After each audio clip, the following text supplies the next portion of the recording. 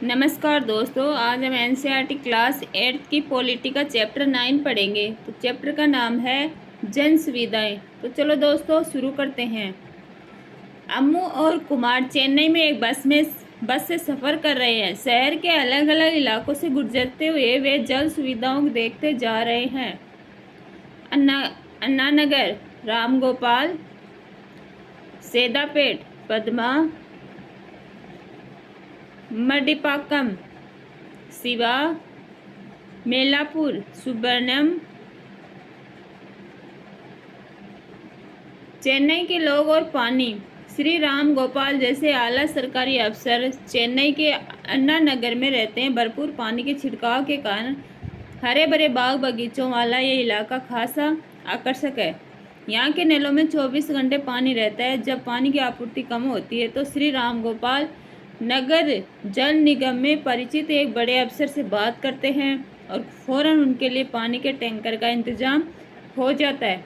शहर के ज़्यादातर इलाकों की तरह मेलापुर में सुब्रमण्यम के अपार्टमेंट में भी पानी की कमी है। यहाँ नगरपालिका 2 दिन में एक बार पानी उपलब्ध कराती है। कुछ लोगों की ज़रूरतें निजी बोरवेल से पूरी हो जाती है, लेकिन बोरवेल का पानी खारा है।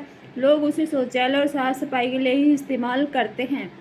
दूसरे कामों के लिए टैंकरों का पानी खरीदना पड़ता है। सुब्रमण्यम टैंकरों से पानी खरीदने के लिए हर महीने 500-600 रुपये खर्च करते हैं। पीने के पानी को साफ करने के लिए लोगों ने घरों में ही जल शोधन उपकरण लगवाए हैं। मड्डीपाकम के एक मकान में शिवा पहली मंजिल में किराए पर रहता है। उसे 4 दिन में एक बार पानी मिलता है। पानी की कमी के कारण वह अपने परिवार को चेन्नई नहीं ला पा रहा है। पीने के लिए शिवा बाजार से पानी की बोतलें खरीदता है। पद्मा घरेलू नौकरानी है। वह सेदापेट में काम करती है और पास ही एक झुग्गी बस्ती में रहती है। उसकी झुग्गी का किराया 650 रुपये माहवार है। उसकी झुग्गी में न तो शौचालय है और न ही पानी का अन्य स्रोत। इस तरह की 30 झुग्गियों के लिए कोने में एक ही नल है। इस नल में रोज 20 मिनट के लिए एक बोरवेल से पानी आता है। इस दौरान एक परिवार को ज़्यादा से ज़्यादा 3 बाल्टियां भरने का मौका मिलता है। इसी पानी को लोग नहाने, धोने और पीने के लिए इस्तेमाल करते हैं। गर्मियों में पानी इतना कम हो जाता है कि कई परिवारों को पानी ही नहीं मिल पाता। उन्हें टैंकरों का घंटों इंतजार करना पड़ता है। जीवन के अधिकार के रूप में पानी जीवन और स्वास्थ्य के लिए पानी आवश्यक है। न केवल यह हमारी दैनिक जरूरतों को पूरा करने के लिए आवश्यक है, बल्कि पीने का साफ पानी बहुत सारे पानी से होने वाली बीमारियों को भी रोक सकता है। भारत की स्थिति यह है कि जिन देशों में दस्त, पेचिश, हैजा जैसी बीमारियों के सबसे ज़्यादा मामले सामने आते हैं, उनमें उसका स्थान काफ़ी ऊपर आता है। पानी से संबंधित बीमारियों के कारण हर रोज 1600 से ज़्यादा भारतीय मौत के मुंह में चले जाते हैं। उनमें से ज़्यादातर 5 साल से भी कम उम्र के बच्चे होते हैं। अगर लोगों के पास पीने का पानी सहज रूप से उपलब्ध हो तो इन मौतों को रोका जा सकता है। भारतीय संविधान के अनुच्छेद 21 के अंतर्गत पानी के अधिकार को जीवन के अधिकार का हिस्सा माना गया है। इसका मतलब यह है कि अमीर गरीब हर व्यक्ति का यह अधिकार है कि उसे सस्ती कीमत पर दैनिक जरूरतों को पूरा करने के लिए पर्याप्त मात्रा में पानी मिले। कहने का मतलब यह है कि पानी तक सार्वभौम पहुंच होनी चाहिए। दूसरे शब्दों में सबको पानी मिलना चाहिए। उच्च न्यायालय और सर्वोच्च न्यायालय ने कई मुकदमों में यह कहा कि सुरक्षित पेयजल का अधिकार भी मौलिक अधिकारों में से एक है। 2007 में आंध्र प्रदेश उच्च न्यायालय ने पानी में गंदगी के सवाल पर महबूब नगर जिले के एक किसान द्वारा लिखे गए पत्र के आधार पर चली सुनवाई में इस बात को फिर दोहराया। पत्र भेजने वाले किसान की शिकायत थी कि एक कपड़ा बनाने वाली कंपनी गांव के पास स्थित जलधारा में विषैले रसायन छोड़ रही है। उससे भूमिगत पानी दूषित हो गया है, जो कि सिंचाई पीने के पानी का स्रोत। इस मुकदमे के आधार पर न्यायाधीशों ने महबूब नगर के जिला कलेक्टर को आदेश दिया कि गांव के प्रत्येक व्यक्ति को हर रोज 25 लीटर पानी उपलब्ध कराएं। सतत विकास लक्ष्य 6 जल और स्वच्छता। जन सुविधाएं। पानी की तरह कुछ अन्य सुविधाएं हैं जिनका हर व्यक्ति के लिए इंतजाम किया जाना चाहिए। पिछले साल आपने स्वास्थ्य और स्वच्छता इन दो सुविधाओं के बारे में पढ़ा था। इसी तरह बिजली, सार्वजनिक परिवहन, विद्यालय और कॉलेज भी अनिवार्य चीजें हैं। उन्हें जन सुविधाएं के नाम से जाना जाता है। किसी जन सुविधा की एक महत्वपूर्ण विशेषता यह होती है कि एक बार निर्माण हो जाने के बाद उसका बहुत सारे लोग इस्तेमाल कर सकते हैं। मसलन अगर गांव में एक स्कूल बना दिया जाए तो उससे बहुत सारे बच्चों को शिक्षा मिलती है। इसी तरह किसी इलाके में बिजली की आपूर्ति बहुत सारे लोगों के लिए फायदेमंद हो सकती है। किसान अपने खेतों की सिंचाई के लिए पंप सेट चला सकते हैं। लोग बिजली से चलने वाली छोटी मोटी वर्कशॉप खोल सकते हैं। विद्यार्थियों को पढ़ने लिखने में आसानी हो जाती है और किसी न किसी तरीके से गांव के अधिकांश लोगों को फायदा होता है। सरकार की भूमिका।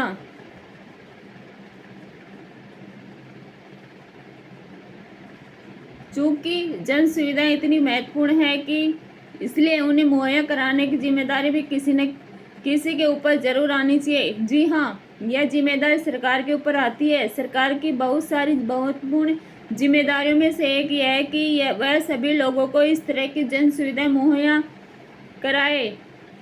आइए इस बात को समझें कि यह जिम्मेदारी सरकार और केवल सरकार को ही क्यों उठानी चाहिए। हम देख चुके हैं कि निजी कंपनियां मुनाफे के लिए चलती हैं। कक्षा 7 की पुस्तक में बाजार में कमीज अध्याय को पढ़कर आप ये समझ चुके होंगे कि ज़्यादातर जन सुविधाओं में मुनाफे की गुंजाइश नहीं होती।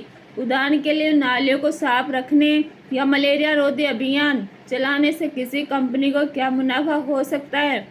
फलस्वरूप कोई निजी कंपनी इस तरह के कामों में दिलचस्पी नहीं लेगी। लेकिन स्कूल और अस्पताल जैसी कुछ जन सुविधाओं में निजी कंपनियों को दिलचस्पी हो सकती है। हमारे पास इस आशय के बहुत सारे उदाहरण हैं। अगर आप शहर में रहते हैं तो आपने कई जगह निजी कंपनियों को टैंकरों या सीलबंद बोतलों के जरिए पानी की आपूर्ति करते हुए देखा होगा। ऐसी स्थितियों में निजी कंपनियां जन सुविधाएं तो मुहैया कराती हैं, लेकिन उनकी कीमत इतनी ज़्यादा होती है कि चंद लोग ही उसका खर्चा उठा पाते हैं। यह सुविधाएं सस्ती दर पर सभी लोगों के लिए उपलब्ध नहीं होती। जितना खर्च करेंगे लोग उसके मुताबिक ही सुविधा पाएंगे।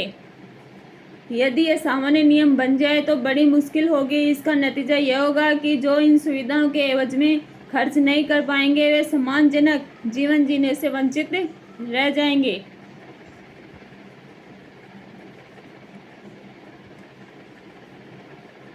ये कोई अच्छा विकल्प नहीं है। जन सुविधाओं का संबंध लोगों की मूलभूत सुविधाओं से होता है। किसी भी आधुनिक समाज के लिए जरूरी है कि वहाँ इन सुविधाओं का इंतजाम हो ताकि लोगों की मूलभूत ज़रूरतें पूरी हो सके या की जा सके।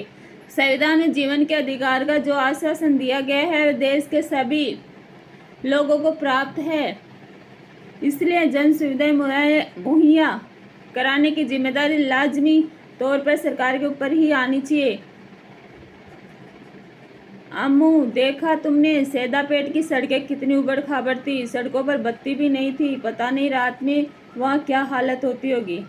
कुमार, किसी झुग्गी बस्ती में तुम और क्या उम्मीद करोगी। अम्मू, झुग्गी बस्तियाँ ऐसी क्यों होती हैं? क्या वहाँ जन सुविधाएं नहीं होनी चाहिए? कुमार, मेरे ख्याल में जन सुविधाएं उन लोगों के लिए होती हैं जो बस्तियों में ठीक ठाक घरों में रहते हैं। वही लोग हैं जो कर चुकाते हैं। अम्मू, सरकार की जिम्मेदारी है कि वह केवल ठीक ठाक बस्तियों को ही नहीं बल्कि सभी को जन सुविधाएं मुहैया कराए। तुम ऐसे क्यों कह रही हो? क्या बस्ती के लोग देश के नागरिक नहीं हैं? उनके भी तो कुछ अधिकार हैं।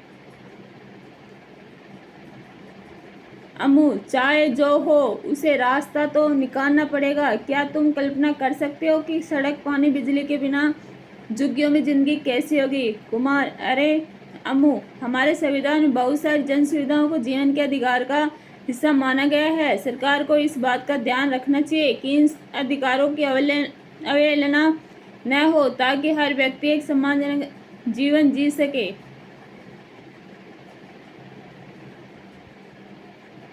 सरकार को जन सुविधाओं के लिए पैसा कहाँ से मिलता है? आप हर साल सुनते होंगे कि सरकार ने संसद में बजट पेश किया है।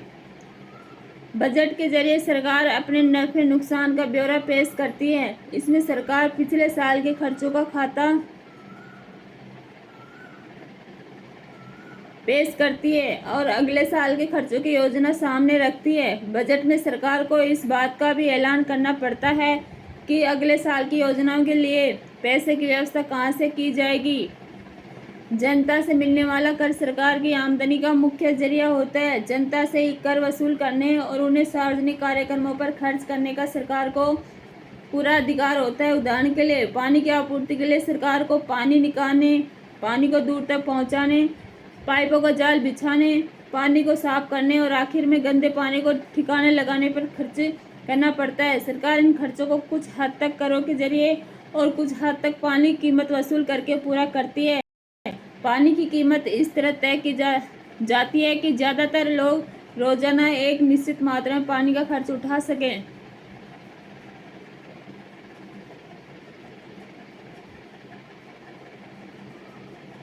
ये देखो, पेंशन 5%, करोड़ शुल्कों को राज्यों का हिस्सा 24%, ब्याज अदायगी 18%, केंद्रीय क्षेत्र की योजना आयोजना 10%, केंद्रीय प्रायोजित योजना 9%, रक्षा 9%, आर्थिक सहायता 9%, वित्त आयोग अन्य अंतरण 8%, अन्य व्यय 8%। केंद्र सरकार जिन पर धन व्यय करती है, रुपया कहाँ जाता है, ये डिवाइडेशन बताया है।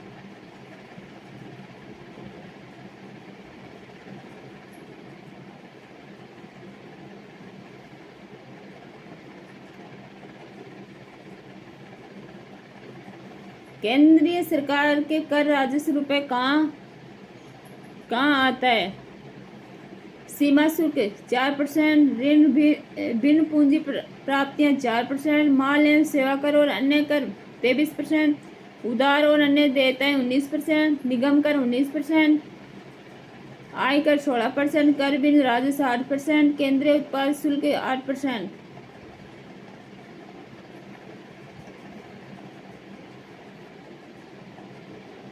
कम दूरी के लिए बसें सार्वजनिक परिवहन का सबसे महत्वपूर्ण साधन है। ज़्यादातर कामकाजी लोग बसों से ही अपनी मंजिल तक पहुंचते हैं। तेज शहरीकरण के कारण बड़े शहरों में भी सार्वजनिक बस प्रणाली जरूरत के हिसाब से कम साबित होती जा रही है। इसी कमी को पूरा करने के लिए दिल्ली तथा अन्य महानगरों में सरकार ने मेट्रो रेल परियोजना के रूप में एक महत्वाकांक्षी योजना शुरू की है। दिल्ली में मेट्रो रेल के पहले खंड का निर्माण करने के लिए सरकारी बजट से 11,000 करोड़ रुपए खर्चा किया गया। कुछ लोगों का कहना है कि अगर सरकार सार्वजनिक बस प्रणाली में सुधार पर ध्यान देती तो इतने भारी खर्चे की जरूरत न पड़ती और लोगों की जरूरत भी पूरी हो जाती। आपको क्या लगता है, आपकी राय में देश के दूसरे भागों के लिए क्या हल ढूंढा जा सकता है?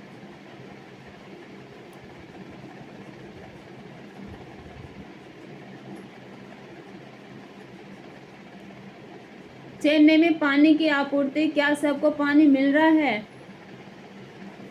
इसमें कोई शक नहीं है कि जन सुविधाएं सभी को मुहैया होनी चाहिए, लेकिन हकीकत में ऐसा नहीं है। बहुत सारे स्थानों पर ऐसी सुविधाओं का भारी अभाव है। इस अध्याय के अगले हिस्सों में आप पानी की व्यवस्था के बारे में पढ़ेंगे। यह जन सुविधा बहुत मायने रखती हैं।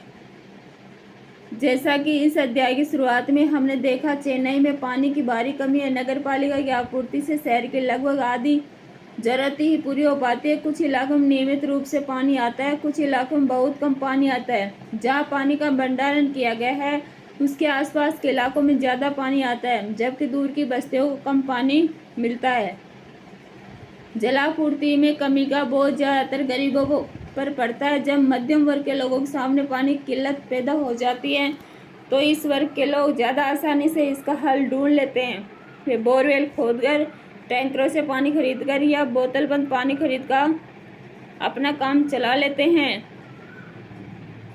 पानी की उपलब्धता के अलावा कुछ ही लोगों की सुरक्षित पेयजल तक पहुंच है।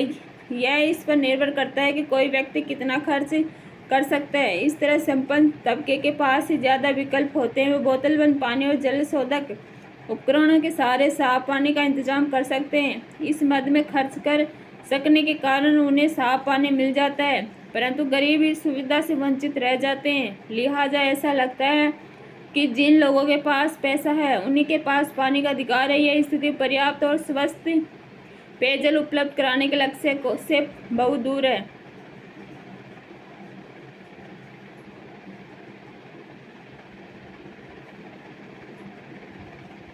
किसानों से पानी छीनना।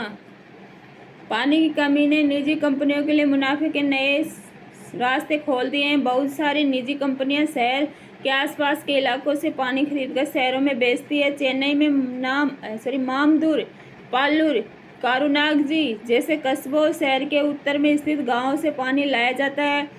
13,000 से भी ज़्यादा टैंकर इस काम में लगे हुए हैं। हर महीने पानी के व्यापारी किसानों को पैसे की रकम देते हैं ताकि वे किसानों की ज़मीन से पानी निकाल सकें। इस तरह न केवल खेती का पानी छिन जाता है बल्कि गाँव के लिए पीने का पानी की आपूर्ति भी कम पड़ने लगती है।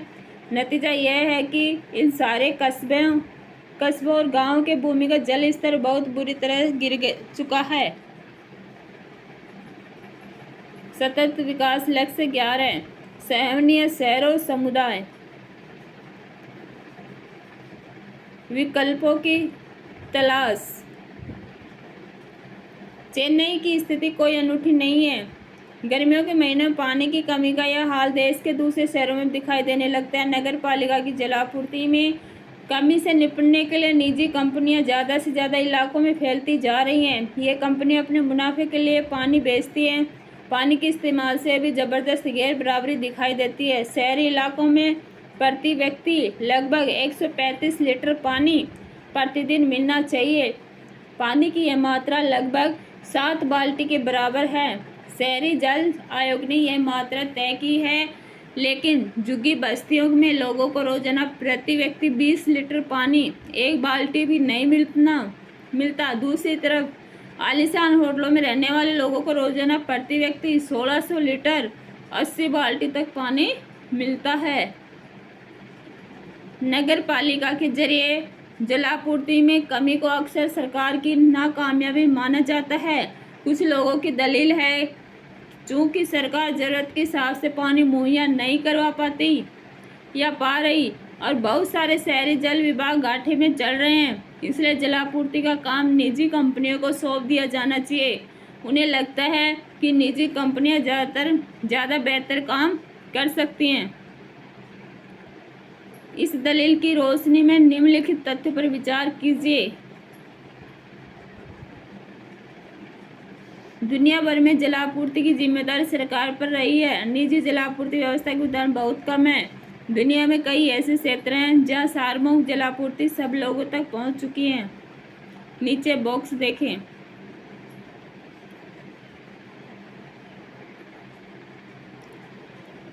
पोर्तो एलेग्रे में सार्वजनिक जलापूर्ति। पोर्तो एलेग्रे ब्राजील का एक शहर है। इस शहर में बहुत सारे लोग गरीब हैं, लेकिन गौर करने वाली बात यह है कि दुनिया के दूसरे ज़्यादातर शहरों के मुकाबले यहाँ शिशु मृत्यु दर बहुत कम है। यहाँ नगर जल विभाग ने सभी लोगों को स्वच्छ पेयजल मुहैया करा दिया है। शिशु मृत्यु दर में गिरावट के पीछे यह सबसे बड़ा कारण है। यहाँ पानी की औसत कीमत कम रखी गई है और गरीबों से केवल आधी कीमत ली जाती है। विभाग को जो भी फायदा होता है उसका इस्तेमाल जलापूर्ति में सुधार के लिए किया जाता है। जल विभाग का काम पारदर्शी ढंग से चलता है। विभाग को कौन सी योजना हाथ में लेनी चाहिए इस बारे में लोग मिलकर तय करते हैं।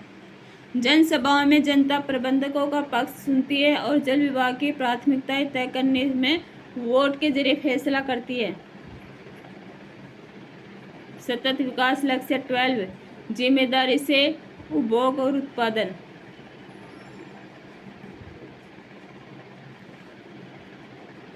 जहां जलापूर्ति की जिम्मेदारी निजी कंपनियों को सौंपी गई, ऐसे कुछ मामलों में पानी की कीमत में भारी इजाफा हुआ। इस कारण वहां बहुत सारे लोगों के लिए पानी का खर्चा उठाना संभव नहीं हो पाया। ऐसे शहरों में लोगों के विशाल प्रदर्शन हुए।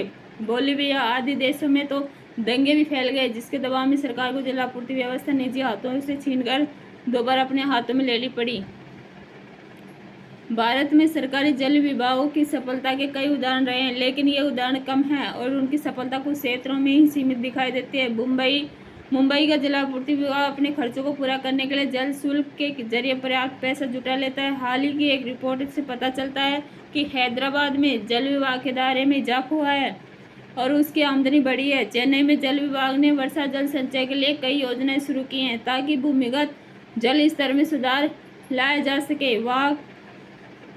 वहाँ पर पानी की ढुलाई और वितरण के लिए निजी कंपनियों की भी सेवाएं ली जा रही हैं, लेकिन पानी के टैंकरों की दर सरकारी जल आपूर्ति विभाग ही तय करता है और वही उन्हें काम करने की इजाज़त देता है, इसलिए इन टैंकरों को अनुबंधित कहा जाता है।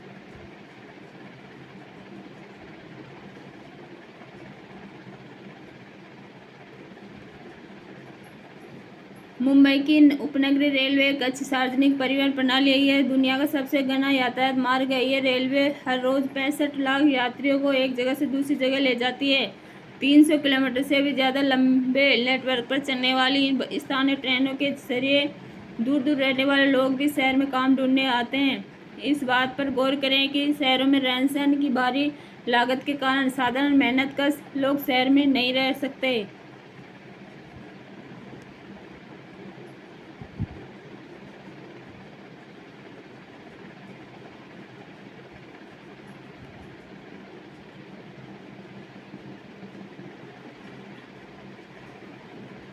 स्वच्छता संबंधी सुविधाओं का विस्तार। हमारे लिए पाखखाने शौचालय, उन्हें हैरानी से कहा, हम तो बाहर खुले में जाकर अपना काम निपटा लेते हैं। लेटरिन तो तुम्हारे जैसे बड़े लोगों के लिए होता है। अछूतों की शिकायतों को याद करते हुए महात्मा गांधी का वक्तव्य, राजकोट स्वच्छता समिति 1896। पीने के साफ पानी के अलावा यह भी जरूरी है कि पानी से फैलने वाली बीमारियों को रोकने के लिए स्वच्छता का ध्यान रखा जाए।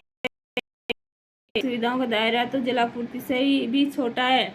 2011 के सरकारी आंकड़ों से पता चलता है कि भारत के 87% परिवारों के पास पेयजल की सुविधा उपलब्ध है, जबकि स्वच्छता सुविधाएं घर के भीतर शौचालय 53% परिवारों में उपलब्ध है। यहाँ भी ग्रामीण और शहरी इलाकों के गरीबों की स्थिति ज़्यादा कमजोर दिखाई देती है।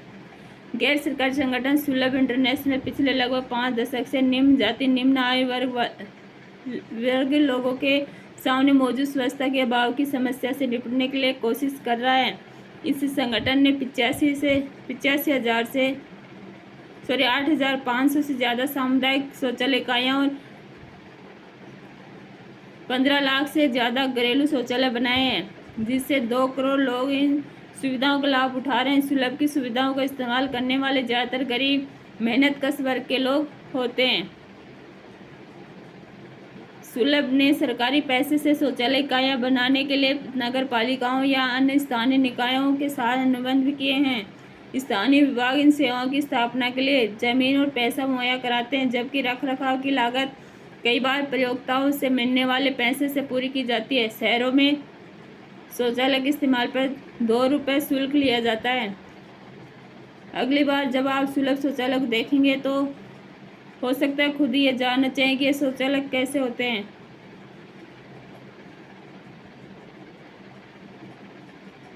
– 2001 की जनगणना के अनुसार 44% ग्रामीण घरों में बिजली पहुंच चुकी है।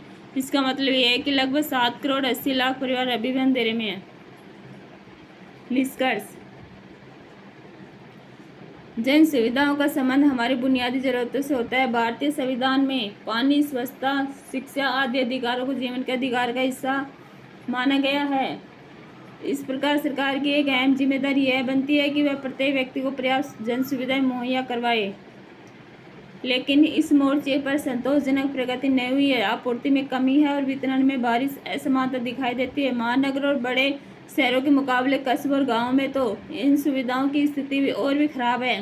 संपन्न बस्तियों के मुकाबले गरीब बस्तियों में सेवाओं की स्थिति कमजोर है। इन सुविधाओं को निजी कंपनियों के हाथों में सौंप देने से समस्या हल होने वाली नहीं है। किसी भी समाधान में इस महत्वपूर्ण तथ्य को नज़रअंदाज नहीं किया जा सकता कि देश के प्रत्येक नागरिक को इन सुविधाओं को पाने का अधिकार है और उसे ये सुविधाएं समतापरक ढंग से मिलनी चाहिए।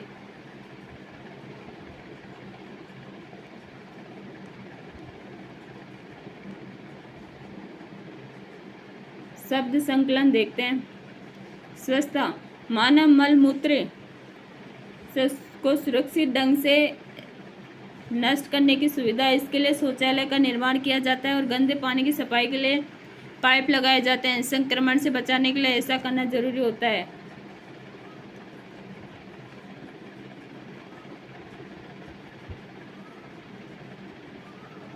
कंपनी एक तरह की व्यावसायिक संस्था होती है जिसकी स्थापना कुछ लोग या सरकार करती है। जिन कंपनियों का संचालन स्वामित्व निजी समूह या व्यक्तियों के हाथ में होता है उन्हें निजी कंपनी कहा जाता है। उदाहरण के लिए टाटा स्टील एक निजी कंपनी है, जबकि इंडियन ऑयल सरकार द्वारा संचालित कंपनी है।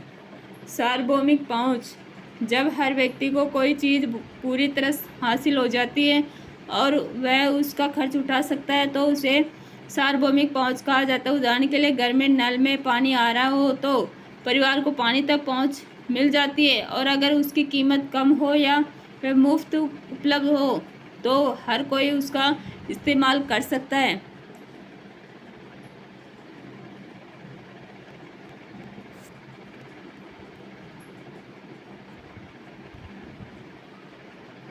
मूलभूत सुविधाएं, भोजन, पानी, आवास, साफ सफाई, स्वच्छता और शिक्षा जैसी बुनियादी जरूरतों को जिंदा रहने के लिए ज़रूरी होती है। तो चलो दोस्तों, चैप्टर कंप्लीट अपना, और ऐसे अब क्वेश्चन आंसर भी देख लेते हैं। क्वेश्चन है,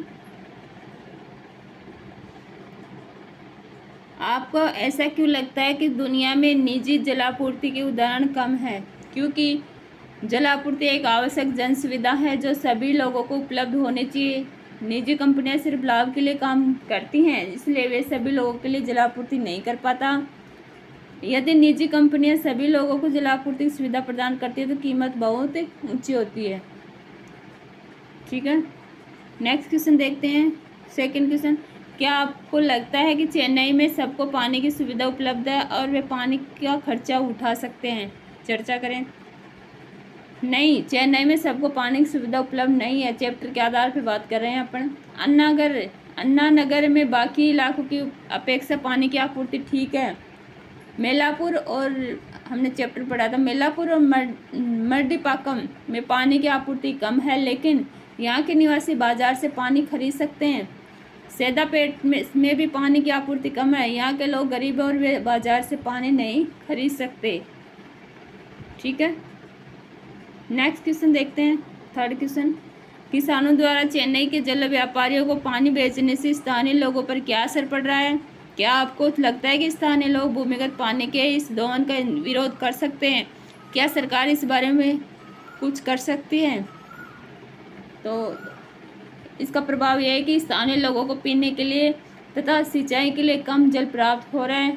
स्थानीय लोगों को भूमिगत पानी के इस दोहन का विरोध करना चाहिए। हाँ, सरकार जल व्यापारियों, जल बिक्री कर रहे किसानों दोनों खिलाफ कदम उठा सकती है। ठीक है, फोर्थ क्वेश्चन है,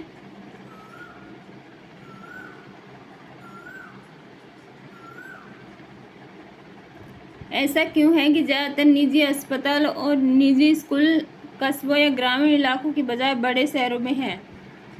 क्योंकि शहरों में धनी लोग ऊंची फीस तथा अन्य खर्च वहन करने में समर्थ हैं, और कस्बों या ग्रामीण इलाकों में शिक्षा और स्वास्थ्य पर अधिक खर्च नहीं किया जाता। कस्बों या ग्रामीण क्षेत्रों में सुविधा और सुरक्षा की कमी है। कस्बों या ग्रामीण क्षेत्रों में धनी लोग कम लाभ के डर से अस्पताल और स्कूल नहीं खोलते हैं। अपना फिफ्थ क्वेश्चन है, क्या आपको लगता है कि हमारे देश में जन सुविधाओं का वितरण पर्याप्त और निष्पक्ष है? अपनी बात के समर्थन में एक उदाहरण दे। हाँ, हमारे देश में जन सुविधा वितरण न तो पर्याप्त है न ही निष्पक्ष है, क्योंकि चेन्नई की झुग्गी बस्ती में न तो शौचालय और न ही हर झुग्गी में पानी की व्यवस्था है। 30 झुग्गियों के लिए एक नल लगा है जिसमें रोज़ 20 मिनट पानी आता है, जबकि चेन्नई के अन्ना नगर में सरकारी अफसर रहते हैं तो वहाँ 24 घंटे पानी की आपूर्ति होती है। ठीक है, 6 क्वेश्चन देखते हैं। 6 क्वेश्चन है, अपने इलाके की पानी, बिजली आदि कुछ जन सुविधाओं देखें, क्या उनमें सुधार की कोई गुंजाइश है? आपकी राय में क्या किया जाना चाहिए? इस तालिका को भरें। तो अपन भर सकते हैं। अगर इस क्वेश्चन का जवाब अपने अपने स्तर पे दें तो बेटर रहेगा। ठीक है, तो नेक्स्ट देखते हैं 7th क्वेश्चन। क्या आपके इलाके के सभी लोग उपरोक्त जन सुविधाओं को समान रूप से इस्तेमाल करते हैं? विस्तार से बताइए। इसको भी आप जो पढ़े वो अपने स्तर पर इसको सोल्व करें। ठीक है, नेक्स्ट देखिए 8th क्वेश्चन। जनगणना के साथ साथ कुछ जन सुविधाओं के बारे में आंकड़े इकट्ठा किए जाते हैं।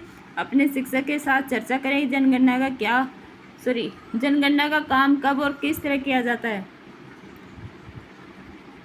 तो जनगणना का काम प्रत्येक 10 साल में किया जाता है।